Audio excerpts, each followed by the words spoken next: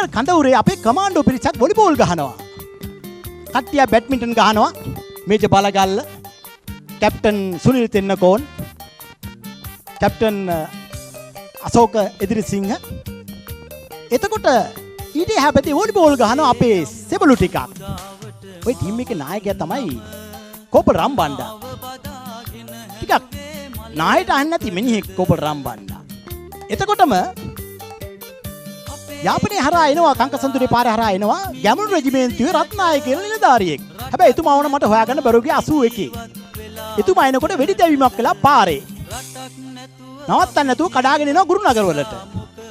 ඇවිල්ලා වොලිබෝල් ගහන තැන නවත්තලා අර කොල්ලන්ට කියනවා අන්න දෙන්නෙකුට වෙඩි තියලා අතන කියලා. එතකොට ගුරුනගර වල ඒ දවස්වල ඒක ස්ථාපිත කරපු අලුත ආරක්ෂක සේනා මූලස්ථානය. විතර වාහනයක් හැමෙලම ස්ටෑන්ඩ් බයි තියෙනවා බඩු බාණ්ඩ තියාගෙන. අපේ කොල්ලෝ දෙනෙකුට වෙඩි තියලා කිව්වහම අර රම්බණ්ඩට ඊලුන් නැති වෙනවා. නිලධාරියරත් කියන්න කලින් අර ජිප් එකේ කොල්ලෝ ටිකක් දාගෙන යනවා KKS රෝඩ් එකට. හැබැයි මට ඔබට කියා ගන්න ඕනේ එහෙම ගස් තියෙන්න ඕනේ. ඒ නිසා තමයි මේ යුද්ධෙත් අපිට ඉවර කරගන්න පුළුවන් වුණේ. අපේම සෙබළු දෙන්නෙකුට ඉතිහාසයේ ප්‍රථම වතාවට වෙඩි තියලා මර දාලා කියලා ආරංචි වුණාම ඒ වෙලාවේ එන්නේ නැති ආවේගේ තව මොකටද? ඒ නිසා අවුරුදු 44කට කලින් කීකිය රම්බණ්ඩාද මෙතන ඉන්නවා.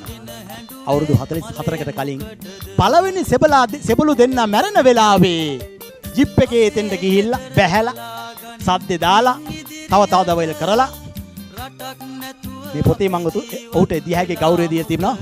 W1 රම්බණ්ඩාද මෙතෙන්ට ඉන්නවා. කමාන්ඩෝ රෙජිමෙන්තුවේ මේ ගෞරවණීය පිළිගැනීම ඔබතුමාට.